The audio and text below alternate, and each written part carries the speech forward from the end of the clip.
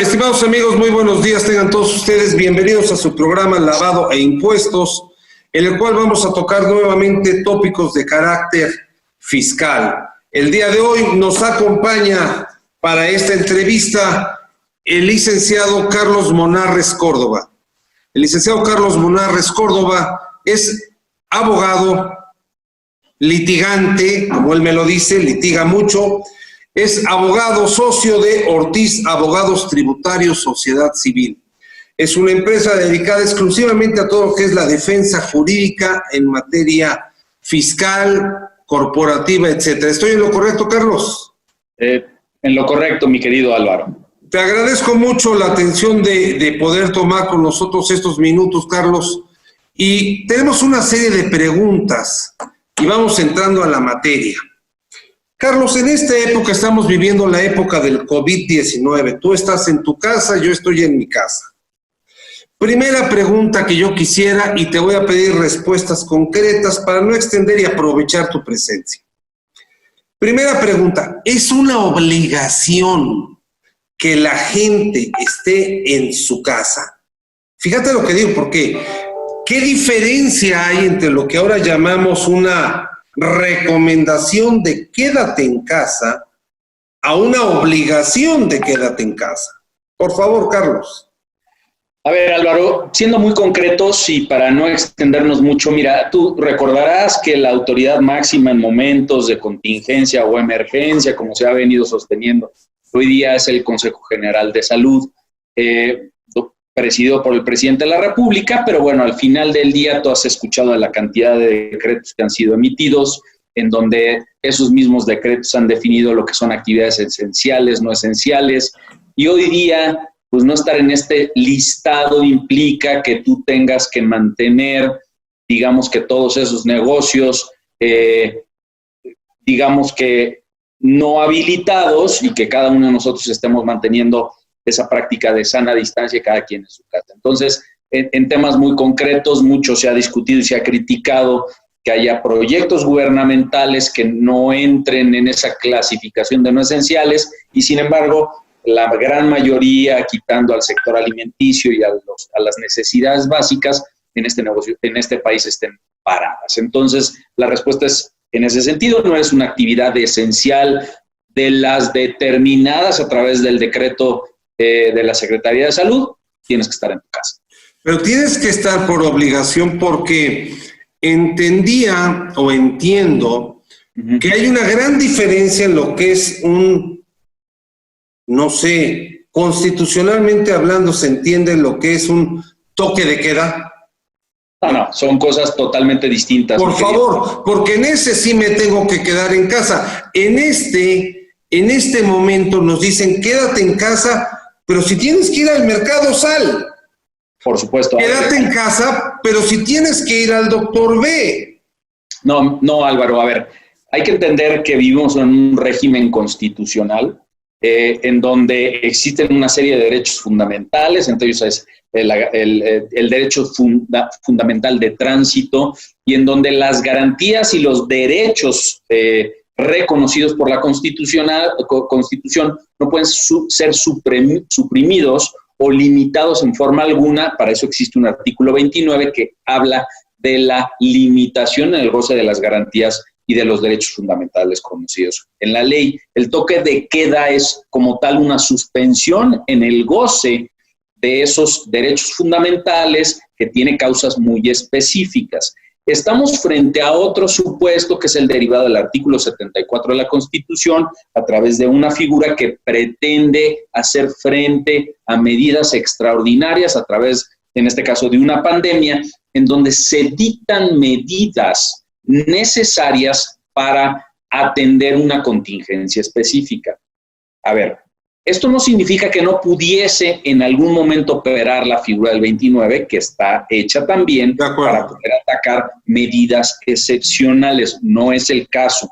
La forma, la vía que se ha utilizado en este momento es la vía de la contención a través de una figura también constitucional, pero lo que busca es hacer frente desde un punto de vista de salud a una epidemia como tal.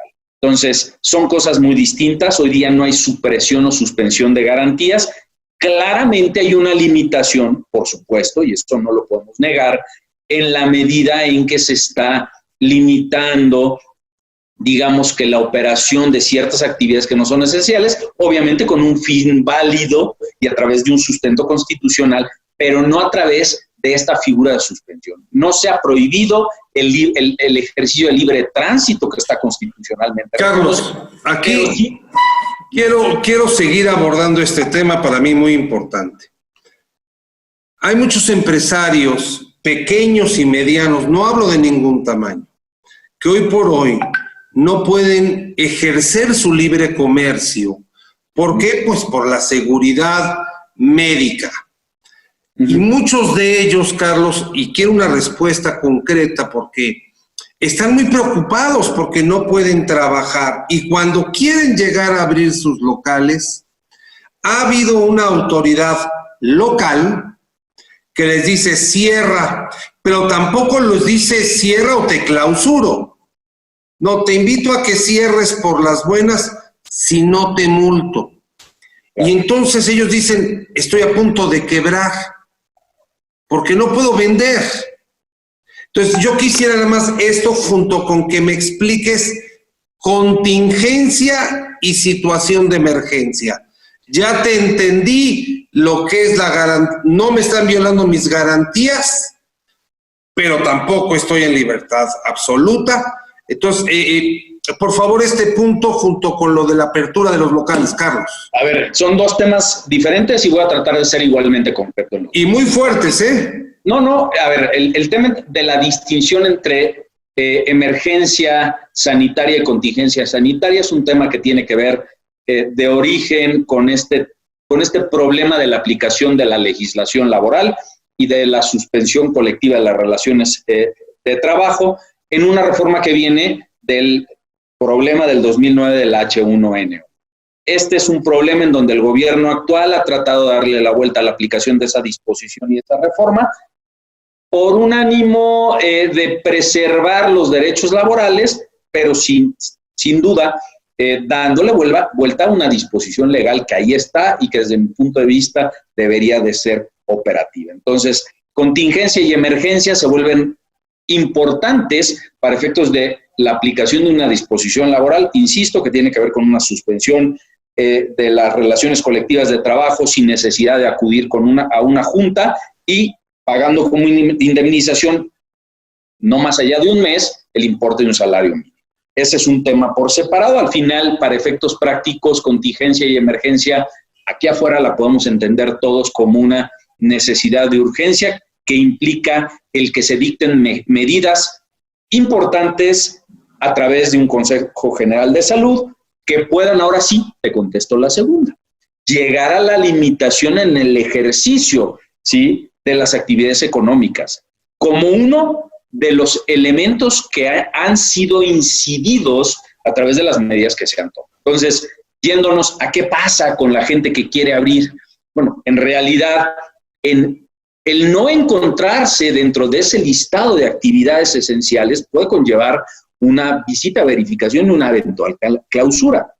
Por supuesto que sí. Las autoridades, entiendo yo que están tratando de conminar o invitar a esos comercios y a esas personas para que cierren y no sean objeto de estas verificaciones. Entonces, sí existe la posibilidad de que suceda, sí pueden existir este tipo de medidas. Y aquí vamos a entrar en el tema práctico de lo que tanto se ha ponderado en un país con las características como el nuestro, en donde hay que preservar la salud, pero la salud también requiere de los medios económicos necesarios para simple y sencillamente comer. Entonces, vamos para allá, Carlos. Te agradezco mucho. Les recuerdo a todos ustedes, amigos, que está con nosotros el licenciado, y voy a decir el licenciado en Derecho, Carlos Monarres Córdoba, y estamos en el programa Lavado e Impuestos. El día de hoy tocando ciertos tópicos de interés diario. Déjame comentarte, Carlos, otra de las preguntas que la gente a diario te hace y nos hace. Muy simple. Si hubiese sido contingencia, me decían que el patrón le tenía que pagar un salario mínimo. Si es situación de emergencia, el patrón le tiene que pagar la totalidad. Te pregunto hoy, hay muchas empresas que tienen que estar pagando la mitad de salarios, porque no les alcanza, Carlos, porque nadie está previsto a tener un mes de costos de renta, luz, teléfono, salario y todo sin un solo peso de ingreso. Hay empresas que en sus flujos pueden tener 1 o 2 meses, pero prevén que venga el flujo y salga. Aquí no hay, no está entrando. Respecto a esa relación laboral, pregunta muy simple, ¿el patrón puede pagar medios salarios? ¿Puede pagar un salario mínimo o tiene que pagar por fuerza la totalidad? Mira, Álvaro, acabas de hacer una pregunta que es la que sigue en el aire. Te voy a dar o tratar de dar respuesta muy concreta y basado en mi punto de vista. A ver, H1N1 surge una contingencia en donde los elementos son muy parecidos a los actuales y tú vas a ver la exposición de motivos de la reforma. Hay falta de flujo, hay incapacidad de las empresas para pagar y entonces se establece, en los supuestos del 427 de la Ley Federal del Trabajo, son suspensión temporal de la relación colectiva de trabajo. ¿Qué significa? Cuando una empresa puede dejar o debe de dejar de tener los efectos derivados de la relación de trabajo, incluido el sueldo. Hay muchos supuestos. El gobierno habla del caso fortuito y fuerza mayor, que es la fracción primera, en donde para que tú suspendas, digamos que esa relación de trabajo, tienes que ir a una junta local y entonces ahí se evalúan las circunstancias específicas, hay una autorización de la junta y se fija una indemnización. ¿Cuál es el efecto de esta nueva disposición? Es que por el hecho de que el Consejo General de Salud determina que existe esta, déjame no utilizar la palabra contingencia, este problema sanitario, eso produzca efectos legales inmediatos. Quiere decir que se da la suspensión de la relación laboral sin necesidad de acudir a una junta y con una indemnización, obviamente, como la junta ya no te tiene que autorizar, pues la indemnización tiene que estar prevista en la ley. Te dice... Nunca había visto una época tan sana para cerrar la junta, ¿eh? Pues sí, y entonces, mira, tanto la consecuencia generalizada a través de la declaración por este consejo, como el efecto de la indemnización están previstas en la ley. Nos quitamos el problema de acudir a las juntas, negociar y fijar indemnizaciones. Esto es a lo que el gobierno le ha dado la vuelta. No voy a juzgar, creo que hay ciertas razones, pero no era la intención de la ley. Ahora, lo que tú me dices aquí es pagar o no pagar. Desde mi perspectiva, en el momento en que a ti un decreto te obliga a suspender actividades, en ese momento debería de darse el supuesto para que tú veas que la relación colectiva de trabajo está suspendida y por ende fijar una indemnización. Es claro que la mayoría de las empresas no van a adoptar una posición tan agresiva y perdón que sea tampoco técnico, pero quiero ir al grano. Sí, la indemnización es págales aunque sea mínimo, hubiera sido un salario mínimo. Las empresas no lo van a hacer y a lo que estaba orillando el gobierno es a que nos subamos a negociar, nos subamos a fijar indemnizaciones, nos subamos a que en esta ausencia de practicidad por los efectos generalizados de la aplicación de una hipótesis jurídica, nos vayamos a temas particulares. Ahora, yo te diría, una empresa hoy día puede asumir una posición agresiva de decir, para mí se dio el supuesto de la fracción cuarta del 427 y entonces pago una indemnización a el salario mínimo no más de un mes. Sí, me queda claro. La realidad es que las empresas, tú lo sabes, Álvaro, no estamos con el ánimo de dejar de pagar, sino de buscar la subsistencia misma de la empresa. No, si las empresas quisieran que ya estuviéramos vendiendo. Claro, entonces si hay un supuesto de modificación de las condiciones del trabajo, siempre y cuando no se modifican los aspectos esenciales de la relación laboral, te diría que lo que hay que hacer hoy día es subirnos a negociar, subirnos, obviamente nunca bajes el sueldo a menos del salario mínimo, cosas tan indispensables, el horario de las 8 horas, etcétera, etcétera, pero te diría, una empresa hoy día lo que tiene que buscar es un acuerdo y donde tiene que existir un consenso que tienda a preservar la viabilidad de la empresa en beneficio de todos los factores, incluido el trabajo. Bueno, ahora sí, Carlos, ahí te voy.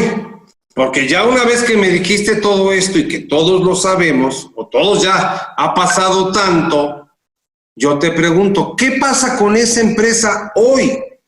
Que ya pasó el mes de abril, estoy llegando al mes de mayo y me dicen que ahora hay que estar también guardado todo el mes de mayo.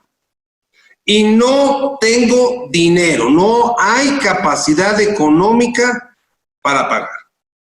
¿Puedo hablar con mis trabajadores y suspender la relación laboral de hecho, más no de derecho, por un mes? Pues esa es una complejidad. Yo te diría, la modificación sin aval, a ver, sin aval de una junta. No hay juntas, Carlos, no es cosa mía. A ver, el tema es, de hecho, se va a dar, mi querido Álvaro, pero vas a entrar en una junta. Sí, yo creo que el gobierno va a tener que ser lo sensible para darse cuenta que esta va a ser una realidad, ¿no? Tú dijiste lo sensible. ¿Has percibido esa sensibilidad? No, y fíjate que te voy a decir una cosa. Hemos hablado mucho de lo laboral y yo te diría que yo no es el único tema que le veo complejo. Permíteme cambiarte un poquito. Venga. La línea de discusión y lo fiscal. A ver, el tema es, ¿qué va a pasar con esas retenciones respecto de un pago que ni siquiera puedo hacer? ¿No? ¿Qué va a pasar de la obligación de presentar pagos provisionales utilizando un coeficiente de utilidad de un ejercicio que no es en lo absoluto correspondiente a esto? ¿Qué va a pasar, mi estimado Álvaro, cuando tú dejas de pagar impuestos, cuando tú dejas de cumplir con las obligaciones más fundamentales y los efectos que se van a dar? Ojo, y lo hemos platicado en muchos foros. ¿Qué pasa cuando dejas de cumplir con tus obligaciones fiscales y se puede dar un supuesto de cancelación de sellos digitales? Imagínate que la empresa está golpeada y a todo esto, a ver, tú lo has platicado seguramente en este foro con otros invitados, el SAT sigue igual, y la consigna no es bajarle 2 rayitas.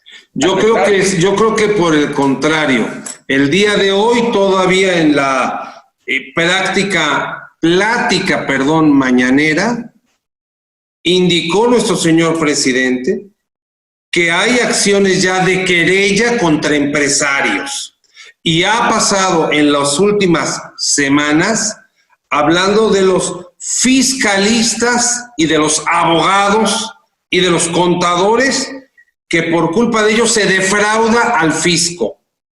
Y ha hablado de una forma general con una mucha facilidad de expresar, ofendiendo a muchas profesiones. No sé qué opines, porque la fiscalización está peor que nunca. A ver, el primer tema que yo te voy a decir es que siempre he pensado que cuando uno tiene una exposición con un nivel de empuje y de cercanía y de influencia hacia los demás, hay que ser muy cuidadosos y muy responsables de lo que se dice. Mira, yo soy abogado fiscalista y soy abogado litigante y te diría que nunca, absolutamente nunca le he aconsejado y mucho menos he pretendido que un cliente deje de pagar impuestos, ¿no? Yo creo que aquí al presidente le deberían de asesorar mejor sobre que dentro de todos los esquemas de pago de impuestos que es necesario y es una obligación constitucional, tú lo sabes, siempre hay mejores formas de pagar, diferencias entre elusión, evasión y economía de opción, pero no nos vamos a meter en todo esto. Yo creo que el generalizar pues es siempre una idea desafortunada que nunca va a generar una correcta apreciación de los temas que hoy día nos deben de ocupar. A ver, yo siempre he pensado estos 50,000 millones de pesos que según esto están en el aire, y te lo digo por propia experiencia. De 15 empresarios que así se ha hecho mención. Pero a ver, yo no me voy a meter, pero hemos visto en los últimos años una práctica en donde las La autoridad fiscal es especialmente agresiva en sus posiciones que no necesariamente son compartidas. Y ojo lo que voy a decir, mi estimado. Son posiciones que no necesariamente van a prevalecer en un tribunal. Esta posición agresiva de la autoridad ha tenido también como fundamento el tratar de entrar a ciertas negociaciones no indebidas, no ilegales, pero sí como un modo de presionar a los contribuyentes. Ahora, hay que recordar, las contribuciones y los actos de liquidación son resoluciones definitivas que no son ejecutivas. A ver, voy a decir una cosa nada más. No seas técnico, por favor, para todos nuestros amigos, porque nos queda poco tiempo. No se pueden cobrar, Álvaro, si no se agotan los medios legales de defensa en su contra. Esto es muy sencillo. La autoridad fiscal cree que alguien le debe, lleva a cabo una auditoría, finca un crédito fiscal y el particular también tiene todo el derecho de defenderse. ¿Ok? Estamos en el plano de ese proceso. Ningún crédito fiscal donde no se hayan agotado los medios legales de defensa puede establecerse como definitivo. En esa medida no podemos nosotros decir que hay algo que se nos debe, porque se nos deberá en el momento en que el particular o el contribuyente haya sido vencido. Déjame decirte, Carlos, que el dato, para ser más preciso y que nuestros amigos lo sepan, a la fecha hay un dato de 750,000 millones de pesos de juicios de hace 10 años a la fecha, que todavía no están cerrados, en situación de, pues, el que gane cobrará. Es lo que me estás diciendo. O sea, uno tiene que acusar sus medios de defensa, no implica que tengan derecho de cobro. No, por supuesto que no. Están en litigio, y te voy a decir una cosa, y vamos siendo honestos. Hay muchos contribuyentes, muchos, que en verdad han abusado. Y allá afuera, tanto hay contribuyentes que han abusado y que debieran de tener una consecuencia, como también hay posiciones de autoridad que han sido abusivas. Yo lo único que quiero decir es, aquí hay que ser muy realistas. Primero hay que preservar el derecho que tiene cualquier contribuyente de defenderse. Y respetarlo. No, claro, respetarlo y respetar el derecho a la privacidad, la secrecía que tiene obligación de preservar cualquier funcionario. Pero también te voy a decir una cosa, Álvaro. Quienes son contribuyentes abusivos, que tú lo sabes muy bien, han en realidad ido en contra de las finanzas públicas, esos señores tienen que tener todas las consecuencias de la ley. Aquí se trata de aplicar la ley y quien la deba, pues que la pague. Pero ser muy justos en esas consecuencias, tanto fiscales como penales, ¿no? Entonces, yo te diría, hoy día esa posición tiene que ser muy cierta, pero no tiene que ser una posición de venganza, de exposición ilegal, sino simplemente crees que hay alguien que te debe dinero, revísalo, nos vamos a tribunales y demás. Yo creo que hay casos mucho más evidentes y más burdos de defraudación que ni siquiera están siendo perseguidos. Y entonces hay que tener una coherencia en la manera de atacar todos los esquemas y el origen de todas las posiciones evasoras. Ahora, te diría... Nos queda, Carlos, un minuto para que podamos ir cerrando juntos el programa. Pues mira, yo lo único... ¿Te das cuenta cómo 2, 3, llevamos 6 preguntas y todavía no tenemos para horas? Yo lo que te diría, al final te diría es, hay que cuidar, y quizás sería importante después platicar de eso. ¿Qué es lo que va a pasar fiscalmente hablando frente a todas las consecuencias económicas que se van a generar por esta pandemia? Y te diría, y te voy a citar y las dejo al aire, mi querido Álvaro, quienes van a dejar de presentar declaraciones, quienes van a dejar de enterar retenciones, quienes van a dejar de cumplir de alguna manera con sus obligaciones fiscales, cancelación de sellos digitales, el caso de las multas por casos de fuerza mayor. ¿Qué va a pasar, mi estimado Álvaro, también en materia penal? hay muchas cosas que están en el aire. ¿Qué va a pasar con la insolvencia? ¿Cuáles son los elementos que hay que considerar para que efectivamente haya una relación causal entre contingencia económica e incumplimiento de una obligación fiscal? Hay muchas cosas que están en el aire y que vamos a tenerle que entrar no solo desde un punto de vista conceptual. Van a venir los problemas, van a venir los planteamientos y van a venir las contingencias en tribunales. Pues fíjate, Carlos, que tú mismo lo marcaste. Yo apunté nada más algunos de los detalles que dijiste y te comprometo con la amistad que nos prevalece, Carlitos, a que tengamos un programa siguiendo nada más con preguntas concretas, respuestas precisas. ¿Te parece? Muy bien. Carlos Monarres, abogado, litigante, socio de Ortiz, abogados tributarios. Te quiero agradecer la presencia en este programa Lavado e Impuestos y, pues como lo hemos dicho, te comprometemos con nosotros para nuevamente volver a tocar un tema, 10 preguntas de tópicos, preguntas concretas, respuestas precisas. ¿Te parece? Encantado, mi querido Álvaro. Te agradezco la amistad, mi estimado Carlos, y a ustedes, amigos radioescuchas, les agradecemos su presencia y nos vemos en el próximo programa de Lavado e Impuestos. Recuerden ustedes, miércoles 10:30 de la mañana por vía Orbe Network y los viernes 9 de la mañana a través de Promo Estéreo tenemos 40 minutos de radio. Nos vemos en nuestra próxima emisión. Hasta la próxima.